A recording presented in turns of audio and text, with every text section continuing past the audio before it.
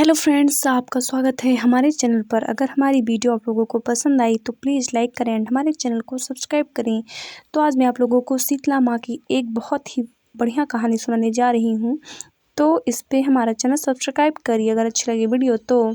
एक गाँव में ब्राह्मण दंपति रहते थे। दंपति के 2 बेटे और 2 बहुएँ थीं।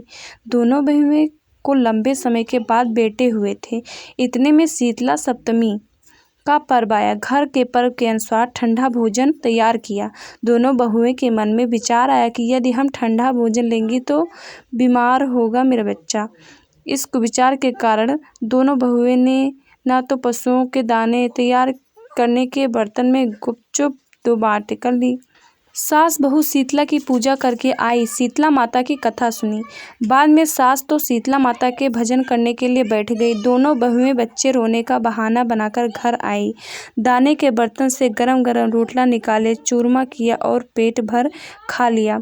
सास ने घर आने पर बहुएं से भोजन करने के लिए कहा। बहुएं ठंडा भोजन करने का दिखावा करके घर में काम में लग गईं। सास ने कहा, बच्चे कब के सोए हुए हैं, उन्हें जगाकर भोजन करा लो। बहुएं जैसे ही अपने बेटे को जगाने गई तो उन्होंने मृत पाया।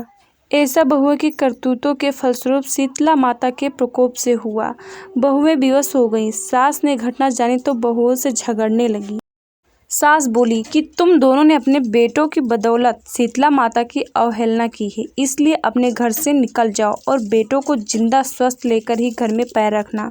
अपने मृत बेटों को टोकरी में सुलाकर दोनों बहुएं घर से निकल पड़ी। जाते जाते रास्ते में एक जीर्ण वृक्ष आया। यह खेजड़ी का वृक्ष था। इसके नीचे ओरी शीतला दोनों बहनें बैठी थीं।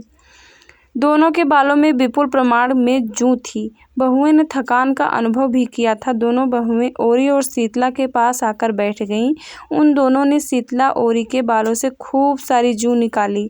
जूओं का नाश होने से ओरी और शीतला ने अपने मस्तिष्क में शीतलता का अनुभव किया। कहा, तुम दोनों ने हमारे मस्तिष्क को शीतल किया है, वैसे ही तुम्हें पेट की शांति मिले। दोनों बहुएं एक साथ बोली कि पेट का दिया हुआ ही लेकर हम मारी मारी भटकती हैं, परंतु शीतला माता के दर्शन हुए नहीं हैं। शीतला माता ने कहा कि तुम दोनों पापिनी हो, दुष्ट हो, दुराचारिणी हो, तुम्हारा तो मुंह देखने के योग्य भी नहीं है। शीतला सप्तमी के दिन ठंडा भोजन करने के बदले तुम दोनों ने गर्म भोजन कर लिया था। यह सुनते ही बहुएं ने शीतला माता जी को पहचान लिया।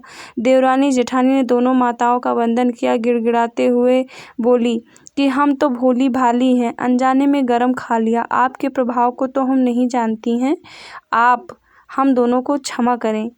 दोनों के इतने क्षमा मांगने पर माँ शीतल प्रसन्न हो गई और दोनों बच्चों को जीवित कर दिया। तो दोनों बहुएं आनंद से अपने गांव लौट आई और बोली, हम गांव में शीतला माता की मंदिर का निर्माण कराएंगे और चैत्र महीने में ही शीतला सप्तमी के दिन ठंडा खाना ही खाएंगी।